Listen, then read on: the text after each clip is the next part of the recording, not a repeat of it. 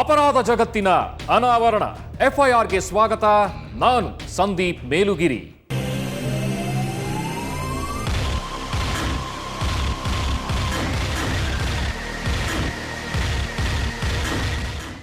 ಮದುವೆಯಾಗಿ 4 ತಿಂಗಳು, 3 ಹೆಣ ಬಿದ್ದೋದು. ಮದುವೆಗೆ ಹೋದವರು ಮನೆಗೆ ಬರೋವರೆಗೆ ಭಯಾನಕ ದೃಶ್ಯ ಕಾಣಿಸ್ತು. ಒಂದ್ ಕಡೆ ಹಂತಕ ಹೆದರಿಸಿ ಹೊರ ನಡೆದ್ರೆ, ಇನ್ನೊಂದ್ ಕಡೆ ರಕ್ತ ಸಿಕ್ತ ಶವದ ಪಕ್ಕದಲ್ಲೇ ಸುಮಾರು 2 ಗಂಟೆಗಳ ಕಾಲ ಕಲ್ಲಿನಂತೆ ಕೂತಿದ್ದ ಅಪ್ಪನನ್ನೇ ಕೊಂದ ಮಗ. ಆ 2 ವಿಭಿನ್ನ ಕಥೆಗಳನ್ನ ತಗೊಂಡ್ ಬಂದಿದ್ದೀವಿ ಇವತ್ತಿನ ಎಫ್ಐಆರ್ ನಲ್ಲಿ. ಮೊದಲೇ ಒಂದು ವಿಚಾರವನ್ನ ಹೇಳ್ಬಿಡ್ತೀವಿ, ಇದು ದೆವ್ವ ಭೂತದ ಕತೆ ಅಲ್ಲ. ಮಾಟ ಮಂತ್ರದ ಹೆಸರಲ್ಲಿ ಮರೆಯಾಗುವಂಥ ಅಪ್ಪಟ ಮನೋರೋಗದ ಕಥೆ. ಅದೆಷ್ಟೇ ಬುದ್ಧಿವಂತರನ್ನು, ವಿದ್ಯಾವಂತರನ್ನು, ಅದ್ಯಾವುದೇ ವಯಸ್ಸಿನಲ್ಲೂ ಕಾಡಬಹುದಾದಂಥ ಮಾನಸಿಕ ಕಾಯಿಲೆಯ ಕಥೆ. ಒಂದು ನಡೆದಿರೋದು ಹಳ್ಳಿಯಲ್ಲಿ, ಇನ್ನೊಂದು ಪಟ್ಟಣದಲ್ಲಿ.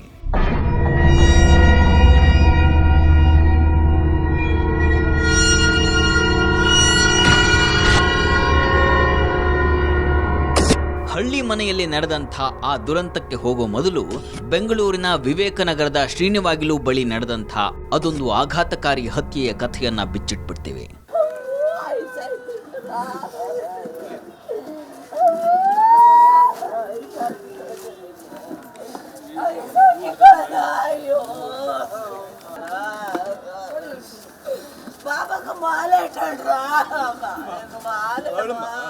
ಈ ದೃಶ್ಯವನ್ನ ನೋಡ್ತಾ ಇದ್ರೆ ಎದೆ ಭಾರವಾಗುತ್ತೆ.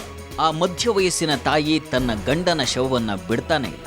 ಈ ಸಾವಿಗೆ ಯಾರನ್ನ ಹೊಣೆಯಾಗಿಸ್ಬೇಕು, ಯಾರನ್ನ ದೂಷಿಸಬೇಕು, ಯಾರಿಗೆ ಶಿಕ್ಷೆ ಆಗ್ಲಿ ಅಂತ ಹೇಳಬೇಕು ಅನ್ನೋದೇ ಆಕೆಗೆ ಅರ್ಥ ಆಗ್ತಾ ಇಲ್ಲ. ಹಾಗಂತ ಹಂತಕ ಯಾರು ಅನ್ನೋದು ಗೊತ್ತಿಲ್ವಾ, ಅಥವಾ ಅದು ಹತ್ಯೆ ಅಲ್ವಾ ಅಂದ್ರೆ ಹಾಗೂ ಇಲ್ಲ. ಇದು ಅಪ್ಪಟ ಹತ್ಯೆ. ಈ ತಾಯಿಯ ಗಂಡ ಅತ್ಯಂತ ಬರ್ಬರವಾಗಿ ಕೊಲೆಯಾಗಿ ಹೋಗಿದ್ದ. ಯಾವತ್ತು ಅವನೊಬ್ಬನನ್ನ ಬಿಟ್ಟು ಎಲ್ಲಿಗೂ ಹೋಗದವಳು ಇವತ್ತು ಹೋಗಿಬಿಟ್ನಲ್ಲ, ನನ್ನಿಂದಾನೇ ನನ್ನ ಗಂಡ ಕೊಲೆಯಾಗಿ ಹೋಗಿದ್ದು ಅಂತ ಆ ತಾಯಿ ತನ್ನನ್ನು ತಾನು ದೂಷಿಸಿಕೊಂಡು ಗಂಡನ ಹೆಣವನ್ನ ತಬ್ಬಿ ಹಿಡಿದು ಬಿಟ್ಟಿದ್ಲು. ಕೊನೆಗೆ ಹೀಗೆ ಮಾಡಿ ಕಷ್ಟಪಟ್ಟು 2 ಹುಡುಗರು ಆ ತಾಯಿಯನ್ನ ಸಂಭಾಳಿಸಿದ್ರು.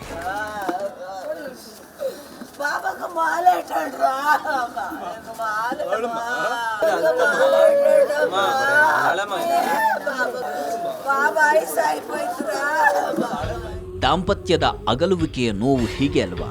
ಒಟ್ಟಿಗೆ ಒಂದಾಗಿ ಬದುಕಿದಂಥ ಜೋಡಿಗೆ ಇಂಥ ನೋವು ಬರೋದು ಬೇಡ.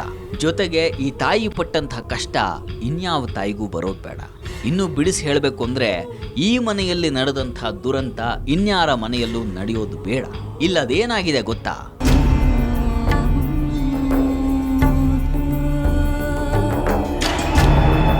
ಅಲ್ಲಿ ಅಪ್ಪನನ್ನ ಮಗನೇ ಸಾಯಿಸಿಬಿಟ್ಟಿದ್ದ. ಮಚ್ಚಿನಲ್ಲಿ ಕತ್ತು ಸೀಳಿ ಕೊಲೆ ಮಾಡಿದವನು ಹತ್ಯೆಗೆ ಬಳಸಿದಂಥ ಮಚ್ಚನ್ನ ತಂದೆಯ ಶವದ ಮೇಲಿಟ್ಟು ಪಕ್ಕದಲ್ಲೇ ಕೂತಿದ್ದ. ಸುತ್ತಲೂ ಹರಿದಂಥ ತಂದೆಯ ರಕ್ತದ ಮಧ್ಯೆ ಮಗ ಕೂತಿದ್ದ ಆ ದೃಶ್ಯವನ್ನು ನೋಡಿದ್ರೆ ಎಂಥವರಿಗಾದರೂ ಭಯ ಆಗೋ ಹಾಗಿತ್ತು. ವಿವೇಕನಗರದ ಜನ ಆ ದೃಶ್ಯವನ್ನ ನೋಡಿ ಹಾರರ್ ಸಿನಿಮಾ ನೋಡಿದ ಹಾಗೆ ಬೆಚ್ಚಿ ಬಿದ್ದಿದ್ರು. ಅಲ್ಲಿ ಹೆಣವಾಗಿ ಮಲಗಿದವನು ಸುಮಾರು 60ರ ಆಸುಪಾಸಿನ ವ್ಯಕ್ತಿ ಗೌತಯ್ಯ. ಕೊಲೆ ಮಾಡಿದವನು ಸತ್ತ ವ್ಯಕ್ತಿಯ ಮಗನೇ. ಆತನ ಹೆಸರು ಕಿರಣ್.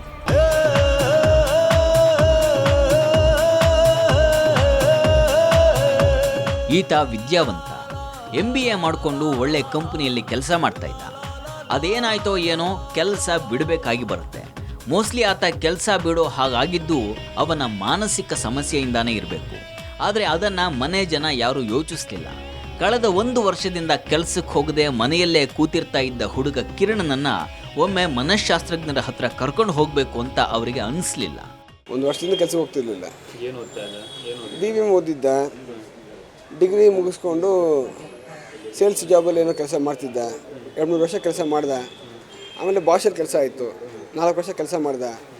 ಬಿಟ್ಟ 1 ವರ್ಷ ಆಯಿತು ಮನೇಲೇ ಇದ್ದ. ಸದಾ ಮನೆಯಲ್ಲೇ ಇರ್ತಾ ಇದ್ದವನು ಹೀಗೆ ಮಾಡಬಹುದು ಅಂತ ಯಾರೂ ಅಂದ್ಕೊಂಡಿರಲಿಲ್ಲ. ಅಷ್ಟಕ್ಕೂ ಕಿರಣನಿಗೂ ತಂದೆ ಗೌತಯ್ಯನಿಗೂ ಮೊದಲೆಲ್ಲ ತುಂಬಾನೇ ಸಾಮೀಪ್ಯ ಇತ್ತು.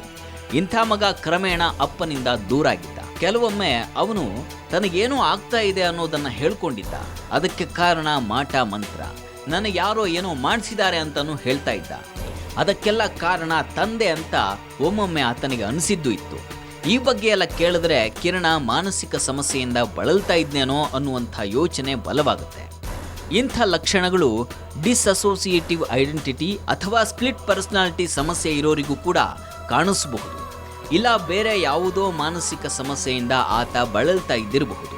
ಈಗ ಆತ ಅಪ್ಪನ ಹೆಣದ ಪಕ್ಕ ಕೂತಿದ್ದ ಆ ದೃಶ್ಯವನ್ನು ನೋಡಿ ಪ್ರತಿಯೊಬ್ಬರಿಗೂ ಇವನು ಸರಿ ಇರಲಿಲ್ಲ ಅಂತ ಅನ್ನಿಸ್ತಾ ಅಂತೂ ಇತ್ತು. ಈಗ ಕಿರಣ ಮಾತಾಡ್ತಿರೋ ರೀತಿ ಕೂಡ ಹಾಗೆ ಇದೆ. ಅವನ್ನ ಹೋಗಿ ಕೇಳಿದ್ರೆ ನಾನೇನು ಮಾಡಿಲ್ಲ ಅಂತ ಹೇಳ್ತಾನೆ, ಬೇರೆ ಏನು ಹೇಳ್ತಾರೆ. ಇಲ್ಲ, ಅಪ್ಪ ಜೊತೆ ತುಂಬ ಕ್ಲೋಸ್ ಆಗಿತ್ತು ಅವನೆಲ್ಲರಿಗಿಂತ, ಅಮ್ಮಕ್ಕಿಂತ ಅಪ್ಪ ಜೊತೆ ಏನಿದ್ರೆ ಅಪ್ಪ ಜೊತೆ ಶೇರ್ ಮಾಡ್ತಾಯಿದ್ದ. ನಾನೇನು ಮಾಡಿಲ್ಲ, ನನಗೆ ಗೊತ್ತಿಲ್ಲ ನಾನೇನು ಮಾಡಿದೆ ಅಂತ ಹೇಳ್ತಾನೆ.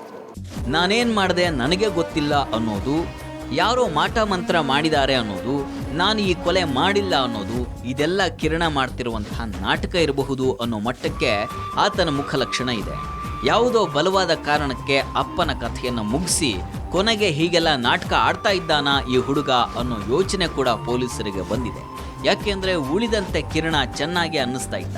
ಆತನ ಹತ್ರ ಮಾತಾಡ್ತಾ ಇದ್ರೆ ಸಮಸ್ಯೆ ಇದೆ ಅನ್ನೋ ಥರ ಇರಲಿಲ್ಲ. ಇನ್ನು ಆತ ತಂದೆಯ ಶವವನ್ನು ನೋಡಿ ಹನಿ ಕಣ್ಣೀರು ಕೂಡ ಹಾಕಲಿಲ್ಲ, ದುಃಖಪಟ್ಟಿಲ್ಲ. ಹಾಗಿದ್ದಾಗ ಹೆಣದ ಪಕ್ಕ ಕೂತಿದ್ದವನು ಕೊಲೆ ಮಾಡಿಲ್ಲ ಅಂದ್ರೆ ನಂಬೋದು ಹೇಗೆ?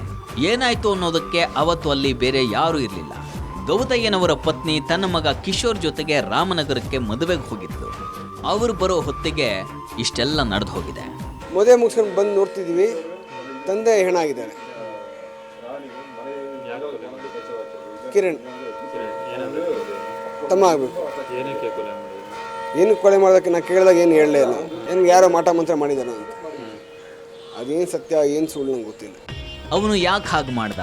ಅಪ್ಪನನ್ನ ಸಾಯಿಸಿ ಕೂತಿದ್ದವನನ್ನ ಅಕ್ಕಪಕ್ಕದ ಮನೆಯವರು ನೋಡಿ ಮನೆಯನ್ನ ಹೊರಗಿನಿಂದ ಲಾಕ್ ಮಾಡಿಲ್ಲ ಅಂದಿದ್ರೆ ಆತ ಓಡ್ ಹೋಗ್ತಿದ್ನ? ಗೊತ್ತಿಲ್ಲ. ಒಟ್ಟಿನಲ್ಲಿ ಈ ಘಟನೆ ನಡೆಯೋ ಮೊದಲು ಅಪ್ಪ ಮಗನ ನಡುವೆ ತುಂಬಾನೇ ಜಗಳ ಆಗಿದೆ ಅಂತಾರೆ ಸುತ್ತಲಿನ ಜನ. ಆ ಮನೆಯಲ್ಲಿ ಗಲಾಟೆಗಳಾಗೋದು ಇದೇ ಮೊದಲ ಬಾರಿ ಆಗಿರಲಿಲ್ಲ. ಹಾಗಾಗಿ ಯಾರು ತಲೆ ಕೆಡಿಸ್ಕೊಂಡಿರಲಿಲ್ಲ. ಆದರೆ ಮದುವೆಗೆ ಹೋದವರಿಗೆ ಈ ಗೌತಯ್ಯನೇ ಕರೆ ಮಾಡಿ ಕಿರಣ ಅದ್ಯಾಕೋ ವಿಚಿತ್ರವಾಗಿ ಆಡ್ತಾ ಇದ್ದಾನೆ, ಬೇಗ ಬನ್ನಿ ಅಂತ ಆತ ಹೇಳಿದ್ದ. ಮನೇಲಿದ್ದಿರುವಾಗ ಪ್ರಾಬ್ಲಮ್ ಇತ್ತು, ಅದು ಸ್ವಲ್ಪ ಜಗಳ ಮಾಡ್ತಾ ಇದ್ದ ಹಂಗೆ ಹಿಂಗೆ ಅಂತ. ಇವಾಗ ನೋಡಿದೆ, ನಿನ್ನೆ ನಾವು ಫಂಕ್ಷನ್ಗೆ ಹೋಗಿದ್ದಲ್ಲ, ಫುಲ್ ಫ್ಯಾಮಿಲಿ ಎಲ್ಲ ಮದುವೆ ಇತ್ತು. ಮದುವೆ ಹೋಗಿರುವಾಗ ಇವ್ನು ಕಿರಣ್ ಫೋನ್ ಮಾಡ್ದ, ಹಿಂಗೆ ಬೇಗ ಬನ್ನಿ ಮನೆಗೆ ಹಂಗೆ ಹಿಂಗೆ ಅಂತ. ನಾವು ನಾರ್ಮಲ್ ಕ್ಯಾಶುವಲಾಗಿ ತೊಗೊಂಡ್ರಿ. ಆಮೇಲೆ ಅಂಕಲ್ ಗೌತಮ್ ಅವರು ಫೋನ್ ಮಾಡಿದೆ, ಬೇಗ ಮನೆಗೆ ಬನ್ನಿ, ಒಂಥರ ಆಡ್ತಾ ಇದ್ದಾನಂತ. ಅವರು ಕರೆದ್ರೂ ರಾಮನಗರದಿಂದ ಬರಬೇಕಲ್ಲ. ಮದುವೆ ಕಾರ್ಯ ಅಟೆಂಡ್ ಮಾಡಿ ಬರೋದ್ರೊಳಗೆ ಈ ಅನಾಹುತ ನಡೆದು ಹೋಗಿದೆ. ಒಂದ್ ವೇಳೆ ಈ ಜನ ಕಿರಣನನ್ನ ಮೊದಲೇ ಸೂಕ್ಷ್ಮವಾಗಿ ಅಬ್ಸರ್ವ್ ಮಾಡಿದ್ರೆ ಇಂಥ ಅನಾಹುತ ನಡೀತಾ ಇರಲಿಲ್ವೇನೋ. ಅದೇ ರೀತಿ ಆ ಅಣ್ಣಪ್ಪ ಬಲೀಂದ್ರನ ವಿಷಯದಲ್ಲೂ ಇಂಥದ್ದೇ ಸಮಸ್ಯೆ ಆಯ್ತೇನೋ. ಅಲ್ಲಿ ಗಂಡ ಹೆಂಡತಿಯ ಸಮಸ್ಯೆಯನ್ನು ಬಗೆಹರಿಸೋದಕ್ಕೆ ಪಂಚರು ಪ್ರಯತ್ನಿಸೋದಲ್ಲಾಗಿತ್ತು. ಒಂದು ಫ್ಯಾಮಿಲಿ ಕೌನ್ಸಿಲಿಂಗ್ ನಡೆದಿದ್ರೆ ಅಲ್ಲಿ ಸಾಲು ಸಾಲು ತಲೆಗಳು ಉರುಳ್ತಾ ಇರಲಿಲ್ವೇನೋ.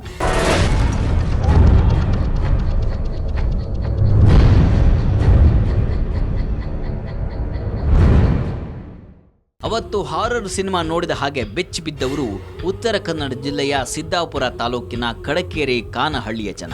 ಅವರು ಈ ಹಿಂದೆ ಯಾವತ್ತೂ ಅಂಥ ಹತ್ಯಾ ಸರಣಿಯನ್ನ ಕಂಡವರಲ್ಲ, ಸಾವಿನ ಭಯಾನಕತೆಯನ್ನ ನೋಡಿದವರಲ್ಲ. ಆ ಹಳ್ಳಿಯ ಮುಗ್ಧ ಜನರ ಕಣ್ಣಲ್ಲಿ ಹತ್ಯೆಯ ಚಿತ್ರ ಬಿಡಿಸಿದವನೇ ಈ ಅಣ್ಣಪ್ಪ ಬಲೀಂದ್ರ ಹಸ್ಲರ್.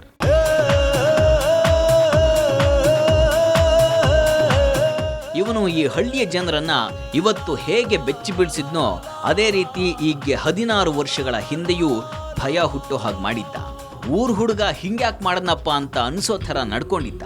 ಕೈ ಹಿಡಿದು 4-5 ವರ್ಷ ಸಂಸಾರ ಮಾಡಿದವಳನ್ನ ಉಪಾಯದಿಂದ ಶರಾವತಿ ಹಿನ್ನೀರಿಗೆ ಕರ್ಕೊಂಡು ಹೋಗಿ ಆ ನೀರಿನಲ್ಲಿ ಅವಳನ್ನು ಮುಳುಗಿಸಿ ಮರ್ಡರ್ ಮಾಡಿದ್ದ.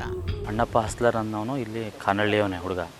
ವಯಸ್ಸೇನು ಭಾಳ ಇಲ್ಲ. ಅವನಿಗೆ ಮೊದಲು ಮದುವೆ ಆದಾಗ ಹೆಚ್ಚು ಕಡಿಮೆ ಮೇ ಎಂಡು ಜೂನ್ ಮಳೆಗಾಲದಲ್ಲೇ ಮದುವೆ ಆಗಿತ್ತು. ಬಿಜ್ಜಾಳ ಅಂಥೇಳಿ ಸಿದ್ದಾಪುರ ತಾಲೂಕಿನಲ್ಲೇ ಒಂದು ಬಿಜ್ಜಾಳ ಅಂತ ಊರಿದೆ. ಅಲ್ಲಿ ಹುಡುಗಿನ ಮದುವೆ ಆಗಿ ಕೆಲವು ಸಮಯ 3-4 ವರ್ಷ ಚೆನ್ನಾಗಿ ಸಂಸಾರ ಮಾಡ್ದ. ಅದೇನು ಚೆನ್ನಾಗಿದ್ದ, ಅಂಗಡಿ ಮಾಡ್ಕೊಂಡು. ಆವಾಗಲೂ ಕೂಡ ಅಂಗಡಿ ಇತ್ತು, ಒಂದು ಅಂಗಡಿ ನಡೆಸ್ತಾ ಇದ್ದ, ಹೋಟೆಲ್ ಟೈಪ್ ಮಾಡ್ತಾಯಿದ್ದ. ನಡುವೆ ಅವಳಿಗೇನೋ ಅವನಿಗೂ ತನ್ನ ಹೆಂಡ್ತಿಗೂ ಸ್ವಲ್ಪ ಅಸಮಾಧಾನ ಬಂದು ಅವ್ರ ಮನೆಗೆ ಹೋಗಿ ಬಿಜ್ಜಾಳಕ್ಕೆ ಹೋಗಿ ಅಲ್ಲೇ ಸ್ವಲ್ಪ ಗಲಾಟೆ ಎಲ್ಲ ನಡೆದಿದೆ. ಆ ನಂತರ ಅವಳಿಗೆ ಸ್ವಲ್ಪ ಪುಸ್ಲಾಯಿಸಿ ಅವಳನ್ನ ಕರ್ಕೊಂಡು ಶರಾವತಿ ಹಿನ್ನೀರು ಕಾರ್ಗಲ್ ಹತ್ರ ಶರಾವತಿ ಹಿನ್ನೀರಿನಲ್ಲಿ ಅವ್ನು ಕರ್ಕೊಂಡೋಗಿ ತನ್ನ ಬೈಕ್ ಇತ್ತು, ಒಂದು M80. ಆ ಬೈಕ್ನಲ್ಲಿ ಅವಳನ್ನ ಕೂಡಿಸ್ಕೊಂಡು ಹೋಗಿ ನಂಬಿಸಿ ಆ ನೀರಿನಲ್ಲಿ ಕತ್ತು ಮುಳುಗಿಸಿ ಕೊಲೆ ಮಾಡಿದ್ದಾನೆ. ನಂತರ ಆ ಹತ್ಯೆಯನ್ನು ಒಪ್ಕೊಂಡು ಹೆಂಡತಿ ಸರಿ ಇರಲಿಲ್ಲ, ಅದಕ್ಕೆ ಸಾಯಿಸಿದೆ ಅಂತಲೂ ಪೊಲೀಸರ ಬಳಿ ಹೇಳಿದ್ದ. ಫಸ್ಟಿಂದ ಇದು ಬಿಜಾಳ ಹೆಣ್ಣಾಗಿತ್ತು. ಅದೇನೋ ಒಂದು ಬಾನ್ಗಡಿ ಇದು ಮಾಡ್ಕೊಂಡು ಅಲ್ಲೇ ಇದು ಮಾಡ್ಕೊಂಡು 2 ಮಗು ಇದ್ವು. ಅವು ಕಡೆಗೆ ಹೆಂಡತಿನೂ ಅಲ್ಲೇ ಕೊಲೆ ಮಾಡಿ ಅವು ಎಲ್ಲ ಕಾರ್ಗಳು ಅಲ್ಲೆಲ್ಲ ತಗೊಂಡೋಗಿ ಇದು ಮಾಡಿ. ಹೀಗೆ ಮಡದಿಯನ್ನು ಮರ್ಡರ್ ಮಾಡಿದವನಿಗೆ ಜೀವಾವಧಿ ಶಿಕ್ಷೆ ಆಗಿತ್ತು. 11 ವರ್ಷಗಳ ಕಾಲ ಜೈಲುವಾಸ ಅನುಭವಿಸಿದ್ದಂಥ ಅಣ್ಣಪ್ಪ ಸನ್ನಡತೆಯ ಆಧಾರದ ಮೇಲೆ ಬಿಡುಗಡೆಯಾಗಿ ಬಂದವನು ಮತ್ತದೇ ತನ್ನ ಹಳೆಯ ಅಂಗಡಿ ಕಮ್ ಹೋಟೆಲ್ನಲ್ಲಿ ಕೂತ.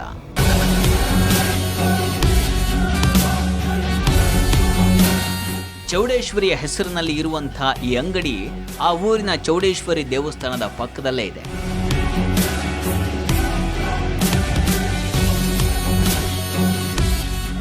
ಈ ದೇವರ ಗುಡಿಯ ಕೂಗಳತೆ ದೂರದಲ್ಲಿರೋ ಈ ಮನೆಯಲ್ಲಿ ಮನೆ ಅಂಗಳದಲ್ಲಿ ರಕ್ತ ಹರಿಯುತ್ತೆ ಅಂತ ಯಾರೂ ಅಂದ್ಕೊಂಡಿರಲಿಲ್ಲ. ಅವನೊಬ್ಬ ಯಮದೂತನಂಥವನಿಂದ ತಪ್ಪಿಸಿಕೊಂಡು ಓಡ್ ಬಂದು ದೇವರ ಪಾದಕ್ಕೆ ಬಿದ್ದು ಬಚಾವಾಗಬಹುದು ಅಂತಾನು ಅನ್ಸಿರ್ಲಿಲ್ಲ. ಒಟ್ಟಿನಲ್ಲಿ ಕಾನಹಳ್ಳಿಯ ಜನ ಕನಲುವಂತಹ ಘಟನೆ ಅವತ್ತು ನಡೆದು ಹೋಯಿತು.